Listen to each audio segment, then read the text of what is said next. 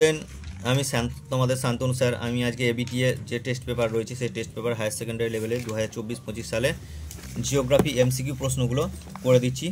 AC 75 পাতা 76 পাতাতে রয়েছে এমসিকিউ প্রশ্নগুলো। দেখো, আচ্ছা, প্রথম প্রশ্ন রয়েছে গ্রেড শব্দটি প্রথম ব্যবহার করেছিল জি.কে. গিলবার্ট 1876 সালে।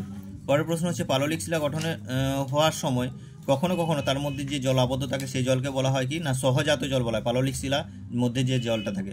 আবহিক জল মানে বৃষ্টি তুষার গলা জল, এটাও মনে রাখবে। আর উৎসন্ন জল হচ্ছে ম্যাগমার মধ্যে সঞ্চিত জল, এটা মনে রাখবে।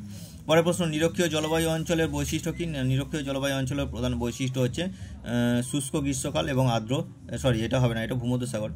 আচ্ছা, নিরক্ষীয় জলবায়ু অঞ্চলের বৈশিষ্ট্য হচ্ছে অপরাহ্নে পরিচালন বৃষ্টি হচ্ছে, যেটাকে 4 o'clock রেন বলা হয়। নেক্সট প্রশ্ন কি রয়েছে না ভারতের একটি উল্লেখযোগ্য কাস্ট অঞ্চল কি? ভারতের একটি উল্লেখযোগ্য কাস্ট অঞ্চল হচ্ছে মধ্যপ্রদেশের পাঁচমারি। পরের প্রশ্ন হচ্ছে গম্বুজাকৃতি পাহাড়ে কোন ধরনের নদী নকশা দেখা যায়? সেটা হচ্ছে কেন্দ্র বিমুখ নদী নকশা লক্ষ্য করা যায়। পরের প্রশ্ন মৃত্তিকা পরিলক্ষের এ স্তর থেকে বি স্তরে পদার্থের অপসারণ, এই কথাটি যদি উল্লেখ থাকে, অপসারণ পদ্ধতি মানে হচ্ছে এলুভিয়েশন হবে, আর যদি সঞ্চয়ন থাকতো তাহলে হচ্ছে ইলুভিয়েশন হতো। আচ্ছা, 7 প্রশ্ন দেখো, সংরক্ষণযোগ্য উদ্ভিদ ও প্রাণীদের সংখ্যা যে পুস্তকে প্রকাশ করা হয় সেটাকে বলা হয় রেড ডেটা বুক। তারপরে হচ্ছে একটি মনুষ্যসৃষ্ট বিপর্যয়ের উদাহরণ কি? একটি মনুষ্যসৃষ্ট বিপর্যয় হচ্ছে ভোপাল গ্যাস দুর্ঘটনা। নেক্সট প্রশ্ন উদ্ভিদের জন্য প্রয়োজনীয় প্রধান প্রাথমিক পরিপোষকের উদাহরণ কি? প্রাথমিক পরিপোষকের উদাহরণ হচ্ছে এনপিকে। এনপিকে হচ্ছে তো আমরা দেখতে পাবো নাইট্রোজেন, এখানে তার মধ্যে নাইট্রোজেন রয়েছে। পরের প্রশ্ন ক্যারিবিয়ান সাগরের ক্রান্তীয় ঘূর্ণিপাত যে নামে পরিচিত? ক্যারিবিয়ান সাগরের ক্রান্তীয় ঘূর্ণিপাত হচ্ছে হ্যারিকেন নামে পরিচিত।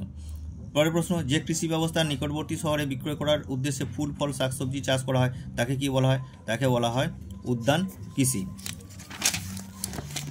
আচ্ছা, পর্যটন। পরের প্রশ্ন পর্যটন যে প্রকার অর্থনৈতিক ক্ষেত্রে অন্তর্গত? পর্যটন হচ্ছে তৃতীয় স্তরের সঙ্গে পরিষেবামূলক তৃতীয় স্তরের সঙ্গে যুক্ত। ভারতের প্রথম কার্পাস বয়ন শিল্প স্থাপিত হয়েছে কোথায়? না কার্পাস বয়ন শিল্প স্থাপিত হয়েছে তোমার ঘুষুড়িতে। পরের প্রশ্ন ভারতে নীল বিপ্লব উৎপাদন যার সাথে জড়িত? নীল বিপ্লব মানে হচ্ছে মাছের চোখ নীল, তাই নীল বিপ্লব মাছের সাথে জড়িত। পরের প্রশ্ন ভারতের বয়সলিঙ্গ অনুপাতের নির্ণয়ের সূচক কোনটি? নির্ণয়ের সূত্র হচ্ছে মোট নারীর সংখ্যা বাই মোট পুরুষের সংখ্যা ইন্টু 1000, বিয়ের দাগ। পরের প্রশ্ন সোনালী পোশাকে কর্মীরা যে কাজের সঙ্গে যুক্ত, সেই সোনালী পোশাকে কর্মীরা যে কাজ সেটা হচ্ছে পরামর্শদান। আচ্ছা, পরের প্রশ্ন কোনো শহরের মোট জনসংখ্যা 10 লক্ষের বেশি হলে তাকে কি বলা হয়? তাকে বলা হয় মহানগর। পরের প্রশ্ন ভারতের প্রথম নিউজ প্রিন্ট কারখানা স্থাপিত হয়েছিল কোথায়? না নিউজ প্রিন্ট হচ্ছে এখানে আমরা দেখতে পাবো প্রথম নিউজ প্রিন্ট কারখানা হচ্ছে নেপানগরে।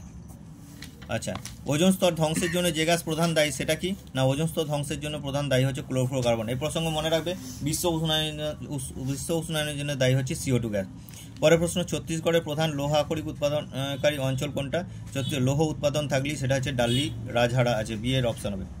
পরের প্রশ্ন সুয়েজ খাল সংযুক্ত করেছে কোথায়? না সুয়েজ খাল সংযুক্ত করেছে ভূমধ্যসাগরের সঙ্গে লোহিত সাগরকে, ভূমধ্যসাগরের সঙ্গে লোহিত সাগরকে, ডি অপশন হবে। যাই হোক, আমার প্রশ্নগুলো এমসিকিউগুলো করে দিলাম, এসএকিউগুলো পরের দিন আমি করে দেবো। যদি আমার চ্যানেলটি ভালো লাগে থাকে তাহলে লাইক কমেন্ট এবং বন্ধুদের মধ্যে শেয়ার করে দেবে এবং আমার চ্যানেলটি একটু সাবস্ক্রাইব করে দেবে। Thank you.